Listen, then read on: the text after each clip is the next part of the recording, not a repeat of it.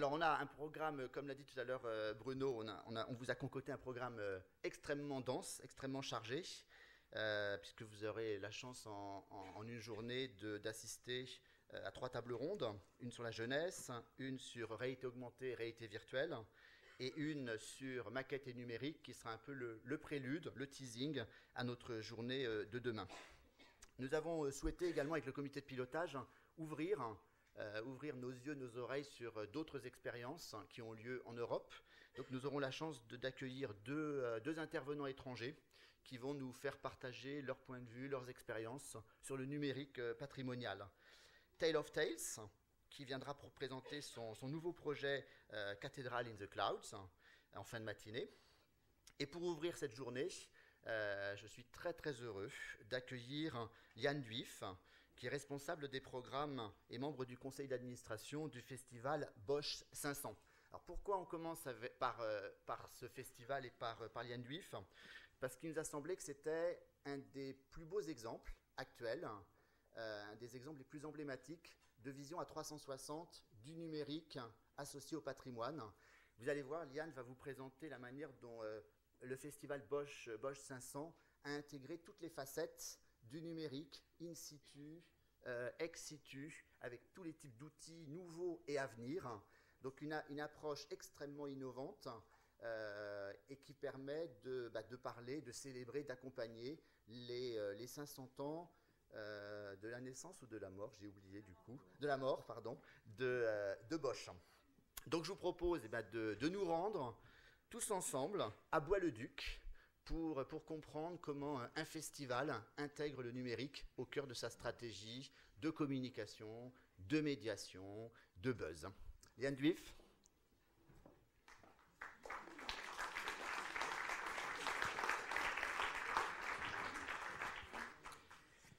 Et je voudrais particulièrement remercier Lian, puisqu'elle a eu un trajet hier très très long pour venir de Bois-le-Duc à Lille, les charmes du train. Je crois qu'elle a mis 5 heures pour venir nous voir. À vous, Lian. Thank you very much. Good morning to you all. I hope you can understand me, right? Yeah, okay.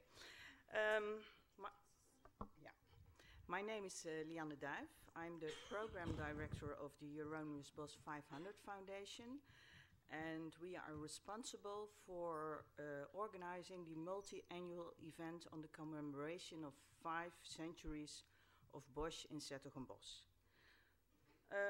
From approximately 1450, around 1450, to 1516, the world-famous painter Bosch lived and worked at his house on the market square in 's-Hertogenbosch.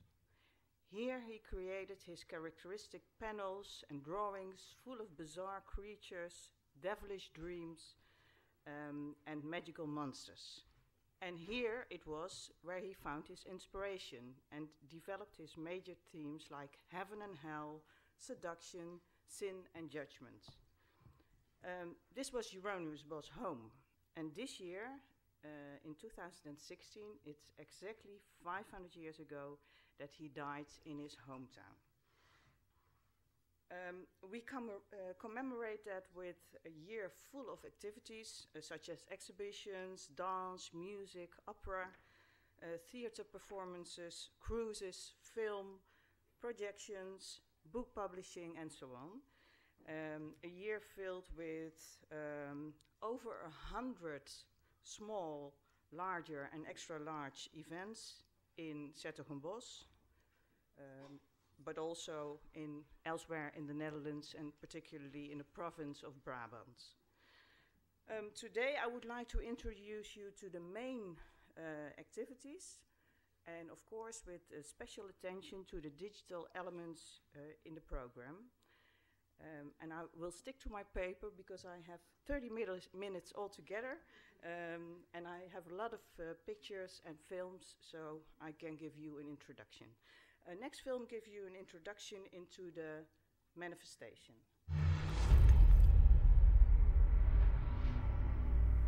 In the heart of the Netherlands, just an hour from Amsterdam, lies a welcoming, lively city a centuries-old city, a city where people enjoy life.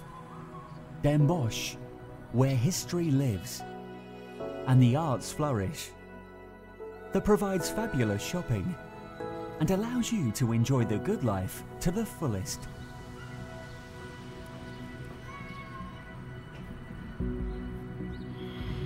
Particularly in 2016, as Den Bosch will then commemorate its world-famous son, Hieronymus Bosch. The most important medieval Dutch painter who lived and worked in the city, created his strange monsters here, alien nightmares and surreal dreams of lust. Hieronymus Bosch's fantasy could not be tamed by the limitations of reality. With his innovative, alienating visual language, he managed to inspire clients and admirers from around Europe. Hieronymus Bosch's world-renowned works reflect 15th century life, full of temptation and sin like no other. Hieronymus Bosch was one of the most influential Dutch masters ever, on a par with Rembrandt, Van Gogh and Vermeer. His visions are timeless and have global appeal. They were so 500 years ago, and still are today.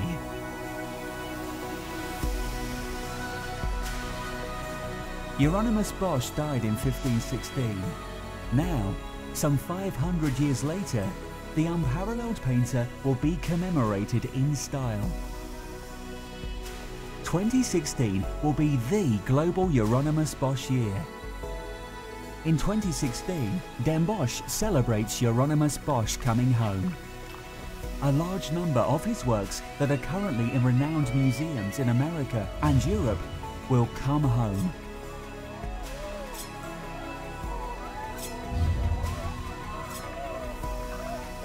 Admire his paintings in the city they were created in.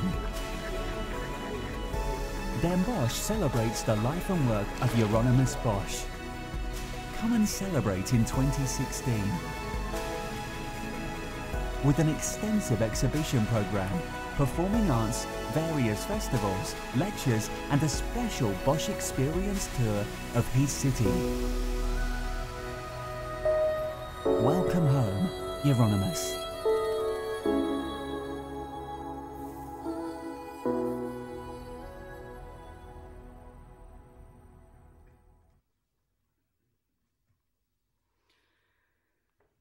So this year, Hieronymus Bosch comes home, literally, as the paintings and drawings of the master will return to the city where they were created in, for the largest exhibition ever, and it's called Hieronymus Visions of a Genius at the Noord-Brabants Museum. The paintings are on show now, at this right moment, from the 12th of February until the 8th next month of May. In less than 4 weeks' time, a bit more than 3 weeks' time, all tickets were sold out, 400,000 altogether. And actually, the museum is open now from 8 in the morning till 1 at night, and the last weekend it will be on continuously for 39 hours. And then it's finished. Never before so many works, 17 paintings. There are 24 paintings left of Bosch, so 17 paintings and 19 of the 20 drawings have been are brought together. Hieronymus Bosch's world-famous masterpieces returned to Bosch from around the globe for only 87 days. The exhibition is the highlight of the Bosch year, a unique event and a homage to the most important medieval painter of the Netherlands. And together with Dutch masters like Rembrandt, Van Gogh and Vermeer, Hieronymus Bosch belongs to the Premier League painters of the Netherlands. Although it's only April, the Bosch year already received enormous attention. mainly due to the exhibition, of course. And that attention was, as you probably should have noticed also here in France, not limited to the Netherlands. International media outlets covered it at length. Newspapers, art journals, radio and television channels in, for example, the UK, France, Germany, United States, Eastern Europe, South America, China, pay attention to it, from the BBC to Al Jazeera.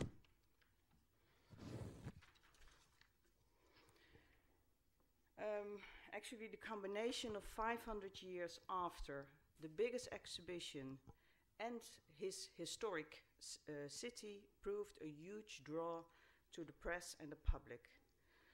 Over the past few months, we have welcomed over 400 international journalists, and yesterday CNN called to come to Zettergenbos at the last day of the exhibition. However, organizing this exhibition in Bosch's hometown was quite a challenge, and actually almost impossible, as there are no paintings left of Bosch in Zettergenbos. Here you see the opening of the exhibition by our king. However, a couple of years ago, so it was impossible because of the lack of paintings.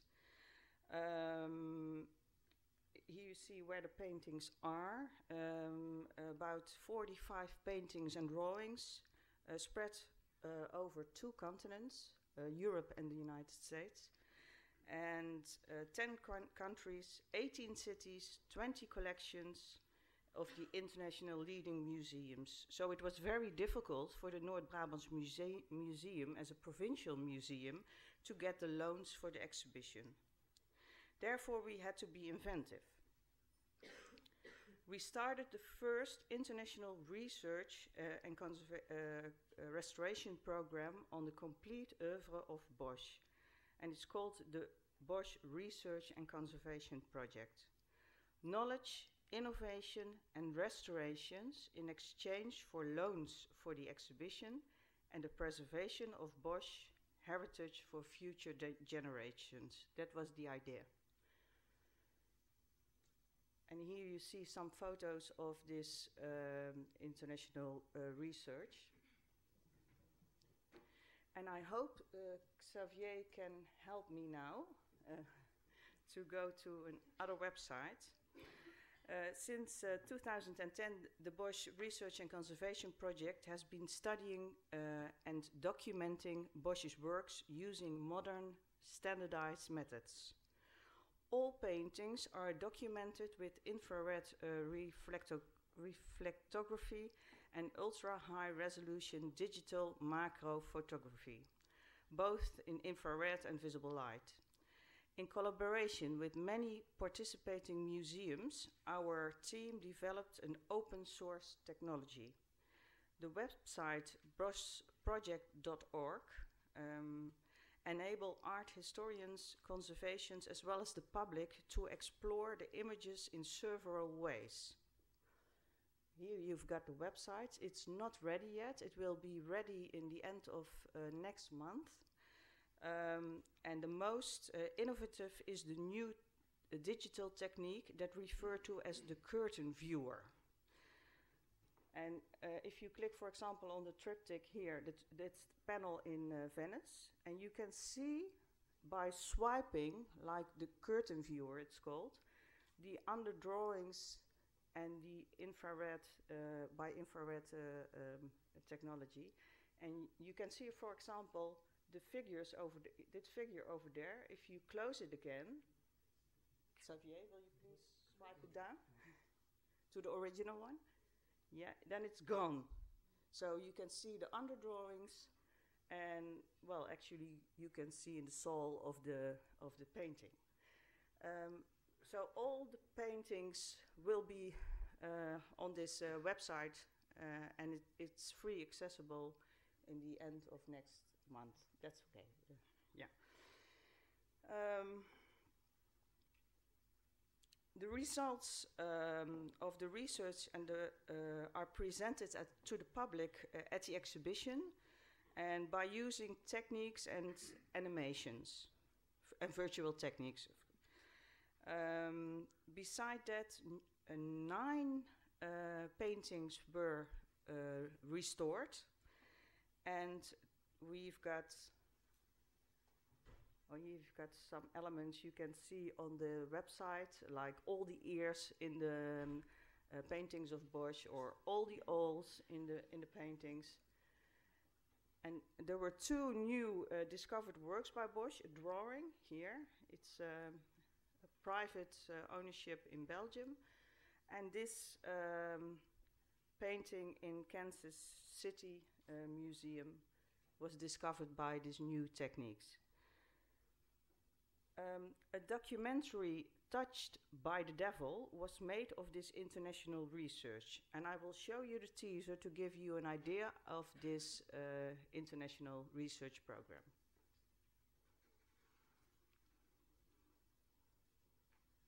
Bosch scholars to the home of Bosch here in Madrid.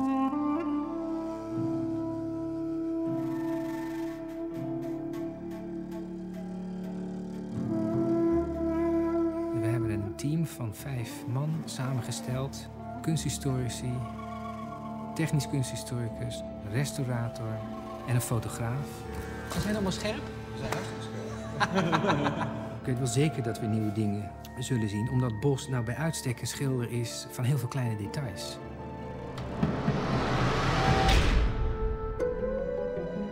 One of the reasons why Bosch is so successful and so admired is precisely because his work goes beyond that of a mere illustrator. Dit is meer een gewoon been dan dit. We willen eigenlijk alles. Ja, dat is wel de sfeer waarin we de hooiwagen als bruikeling willen vragen. It's very significant, of course, that the works are here. The works are not in Den Bosch. Bueno, los holandeses quieren hacerlo, pero realmente la decisión es nuestra, porque ellos no tienen ningún bosco y nosotros sí. De kwestie is, wat is een Jeroen Bosch? Er zit nogal wat verschil onderling in die schilderijen. We found out that a lot of paintings are done later after the death of Hieronymus.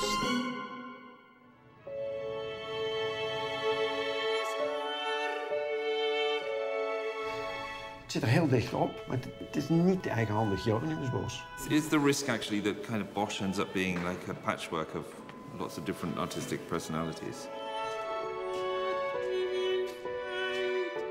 You wonder, where do all these amazing inventions come from? I think what we do as art historians is predict the past, because you don't know. You never really know for sure. Het is altijd de hel en een heel klein beetje hemel.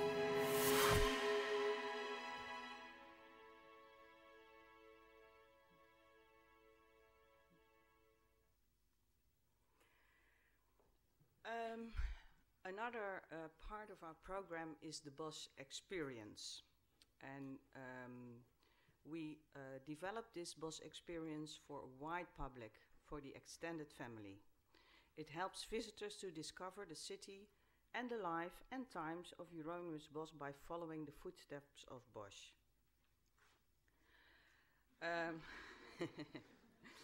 The Bosch experience is not an all tour.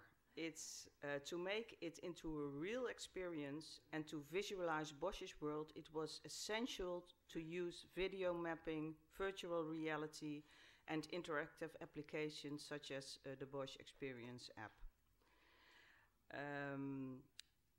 And next film will give you a short, it's a short animation of what the Bosch Experience consists of.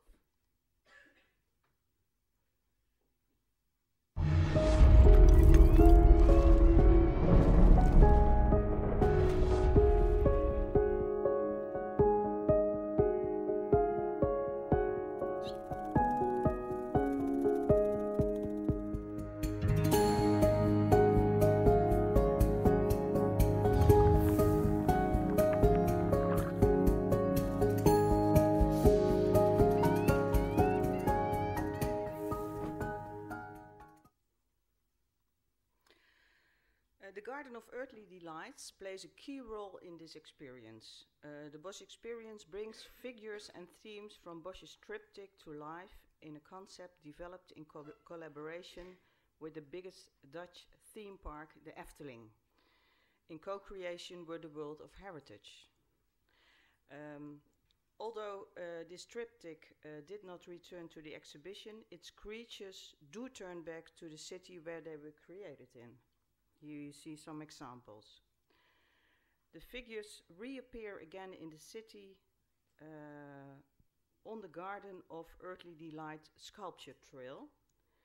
And the figures, the Bosch experience mixes the world of Bosch with the present world. And with the help of eye beacons, and eye beacons are in the figures,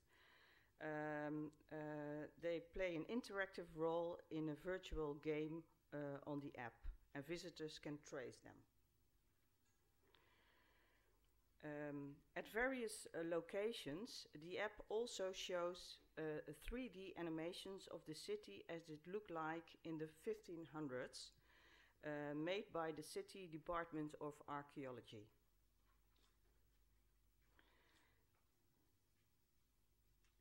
Another part of the Bosch experience is the Heaven and Hell cruise. A canal cruise on the medieval tunneled river, the Benedies, that uses video mapping to bring Bosch's world to life. It's unique as it never shown before. Beaming equipment is placed on the boats. And as you see over here, it's not very sharp, but this is the panel from Venice, one of the hereafter panels that are in Venice, and there is a resemblance with the tunnels on the River Benedies, and that was actually from that point we made this video mapping boat tour. The next animation gives you a brief introduction into this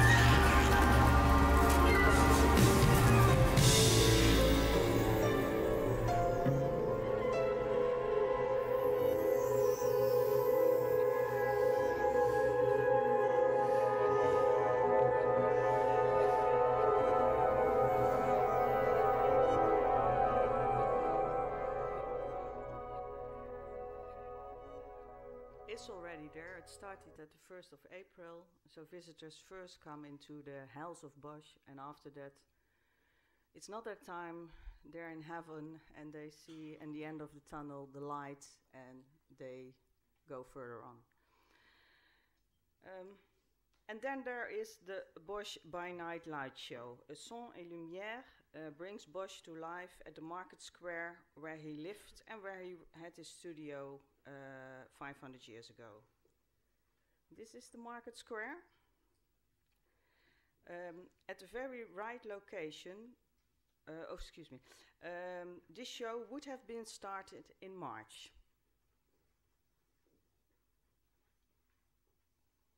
And this gives an impression of the market square in the 1500s. However, only a few days before the premiere, 2 of the 5 historical buildings at the market square on which the video mapping was foreseen collapsed. And actually all international tourists were already planning their trip to Sertogenbosch, and this happened a couple of days before. So the video mapping, the show has to be reprogrammed, and now the premiere will be on the 8th of May, the last day of the exhibition. But to give you an idea, I'll show you part of the show. These are some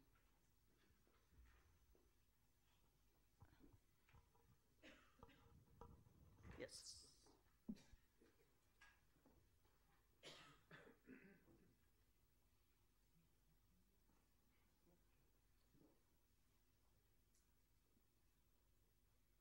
You have to click on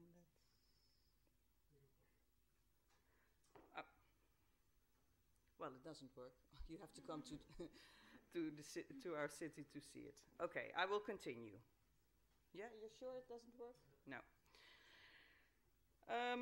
Then there is the wondrous climb to the fabulous animals and buffoons on the roof of the St. Johns Cathedral. The roof will be opened to the public only this year in the Bosch year. And in the Hieronymus Bosch Art Center, the reproductions of all Hieronymus Bosch's works are shown permanently, even after the Bosch exhibition left. Visitors can also experience a VR flight into the Garden of Earthly Delights as part of the Bosch experience. With a viewer like an Oculus Rift, you can make your own flight through the Garden of Earthly Delights.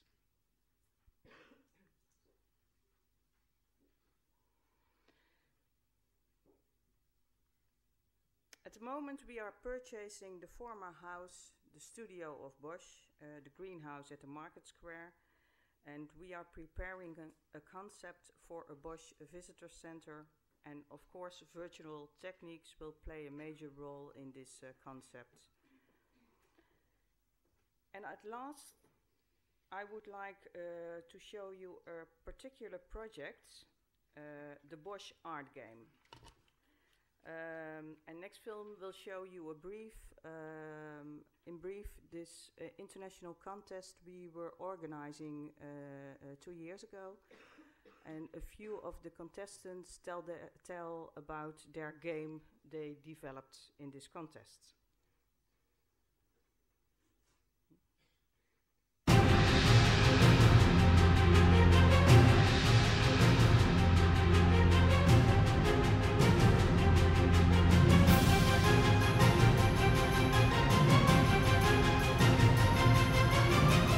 We believe that Bosch art should be known by everybody in the world. Actually, I think that games are a very powerful art form. Games often take for granted the ideas of lives and of times and hours of gameplay. I mix classical images from the Bosch with contemporary images from Pac-Man, because they both view of good things and bad things.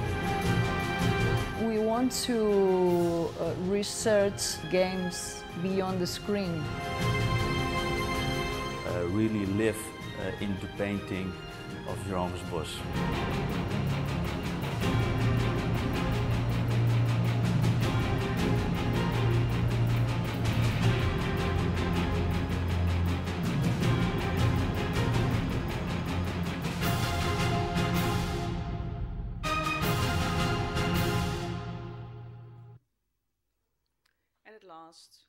There is no big event without merchandise, so here you see some examples of our merchandise. And it's in our shop now of the museum.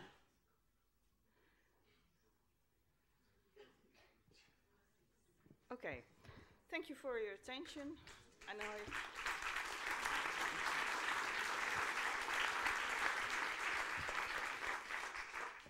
I just want to be sure, were there any of you already go to the exhibition in Den Bosch, to the Bosch exhibition? Aha. Okay. We should do a competition to win, to offer one ticket, because it's so difficult now to get a ticket to go to see your exhibition. Thank you very much, Lian. It's very interesting to see how we can do this 360 degrees approach using digital, but not only digital. Je vais laisser le public vous poser des questions. Je vais peut-être vous en poser une première. En anglais. We see in your presentation that you have several tools from a documentary in the theaters, a game, a website, immersive how do you say, equipment. Isn't it difficult to market all these different experiences? Because these tools are for different audiences. So how do you try to give a complete picture and a coherent picture, but using all these different very digital, high-tech technologies and tools? That's a good question, because that was a challenge. But we already start in 2010. It's not a program in this year, only 1 year, but we started in 2010. So, and every time, with every part of the program, we search for the public that will, and we've got this marketing, for example, sometimes more with social media, and for the extended family, more like in the more old-fashioned ways of, and together, for example, with for the extended family with theme park, the Efteling. It's a co-creation, but also we combine our marketing. Reach. Yes. I have another question. To do all these things, I imagine that you need to work with partners. Yeah. So I think that research is through Getty Institute, documentaries with a TV broadcaster, immersive is with a producer. Are you doing these many partnerships only for financial reasons, because it's difficult you don't have the budget to do everything, but is it also to have different point of view and again reach different kind of audiences? Yeah. Actually both. We are a very small team, let's say about 10 people altogether. So, and to do this, and I just show you a very small piece of the total program, you have to work together. And I can tell you Bosch was an inspiration for a lot of organizations to get in contact with us.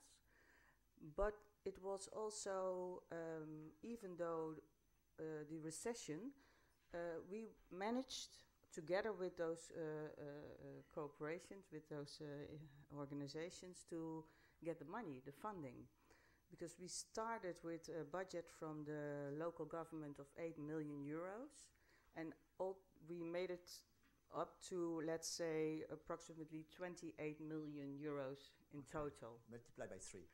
Yeah, and that's only the budget we managed to bring together, but there's also like in-kind budgets from the organizations that are working with us, so it's even more.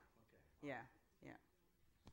And is it difficult to convince companies, for example, for in-kind partnership or sponsoring?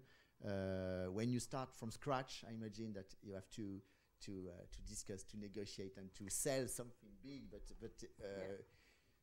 in the beginning it was quite hard, but after the moment that our national government gave the money to us, and the year was a national theme year, a national event, like a couple of years ago the International Rembrandt Year, now it was the International Bosch Year. The partners were finding us, and they would like to work together. And I think Bosch is also, we always say it's a golden key that will match every door, Ok, c'est bien, on a des questions.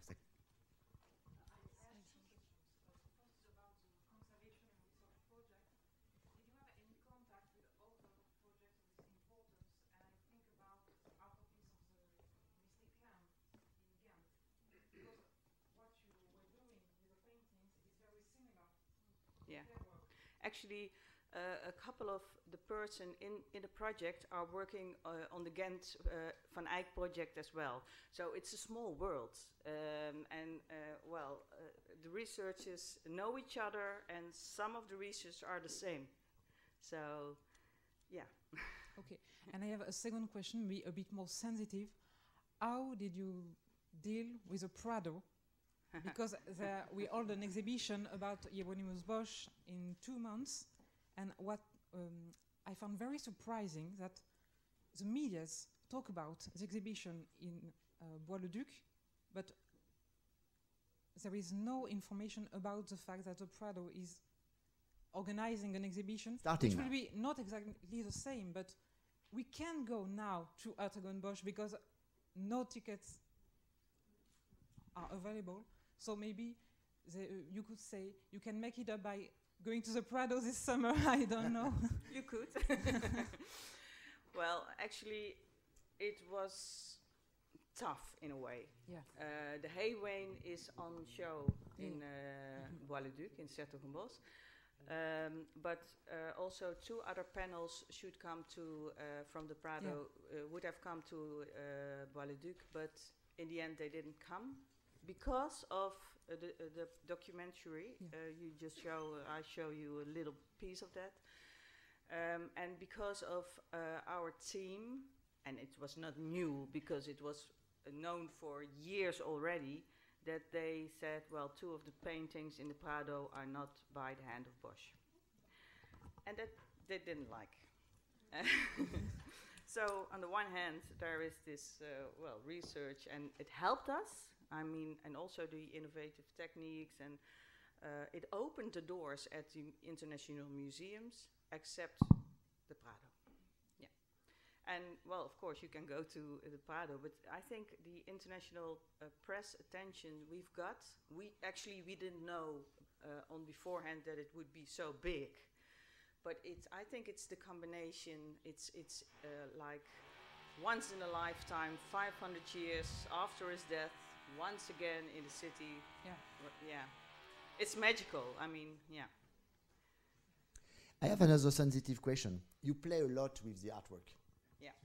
With the VR, with the website, and we know that sometimes in the museum it's difficult to have a very playful approach, especially to reach new audience, a younger audience. Did you get some reaction from conservator? We say in France, conservator has 2 meanings. Yeah. Conservator and conservator. So do you have to struggle with conservator in order to be a little bit, how can I say this, non-conventional in your approach? We can see this on the screen. Yeah. Well, actually, in the Netherlands, it's not a real problem. But I think, for example, in France, it could be different. No. Well, actually, no, we didn't, because the exhibition in the museum, I mean, that's really like an exhibition, and how an exhibition should be. But next to the paintings, there are also it's shown how the, for example, the underlayers of the paintings are, and that the public can look into the. Yeah, well, I mean, that's research material. But the other things like the Bosch experience, for example, but we don't do that in a museum. It's an experience. And we do that just in public space, in the city of Bosch. And we need it to get people into give the experience of going back 500 years in time. And how, you can't do that just with a leaflet. So no. Here they play a lot with artwork in this museum because they invite each year special guests. Yeah, you told me. And so we will have the chance to visit the ZEP, the collection of the museum, but through the eyes of ZEP. And I have another question. Another issue in France is how you organize the availability of screen into the galleries, or you try to avoid competition between artworks and some digital tools or some digital screens. So that's, for example, in your exhibition, you decide to not have any digital screen, or you just have the artworks, original artworks? With not only the artworks, there are also some like screens with you can see how the research was done, but not that much. And also because we knew it would be very crowded, so we had to invent a way to get 450 people in an hour in a time slot, and not having disturbances. But it's done, but not, just small. Une question dans la salle? Oui. Est-ce que vous pouvez vous présenter quand vous posez la question? Oui, donc je suis Anne-Gaëlle Lefloïc, je travaille pour Antenna International à Londres. I wanted to ask you, you mentioned the Oculus Rift experience. Where do visitors enjoy that? Is it part of the exhibition, or how do they access this equipment? It's part of the Bosch experience, the route actually in the city center, where in one of the cellars, in the historical cellars in the city center, you can experience this VR. So it's not inside the museum. And it can be at home too. You can use at home. You can, you can download the app, and if you want to have the extended app, you have to pay for it. Yeah. Thank you. You just mentioned you have to pay for that. In some of your partnership, it's a commercial partnership. Does it mean that you are co-producer of the digital tool, and you will get some money in return of the sales of the digital tool, or you try to stay in a non-profit position, non-to-commercial implication? In this case, we weren't funding this. It's a commercial thing, and so we just gave it a place into this trail, this Bosch trail, and that's it. We don't get any money for it, but we didn't give it any money. No. Question? So I have a question. What about next? That's our Lille 3000 program. Yes, exactly. What is the legacy? So sometimes cities manage to prepare after events. You show the picture of your house which has collapsed, which was part of the next experience. So how will you give a new life to this very big event, and how will you use digital to do that? Well, we won't stop after this year. Bosch will stay, not in this way, but of course in a smaller way. We are buying at the moment his studio, so that will be a right spot, and I showed you, and that virtual reality and other, we have to use elements like this. Applications. Like interpretation center with digital tools. Yes, but also the museum is thinking of positioning Bosch also in the next year. So we had already 17 paintings. There a lot of research needs to be done, because there was this discovery of those drawing and the painting, but there are a few more paintings that need to be discussed. And so in the next years there will be smaller exhibitions, but on 1 or 2 or 3 particular works of Bosch. As well as the Bosch experience, of course, that will continue, and we will expand that in the next future.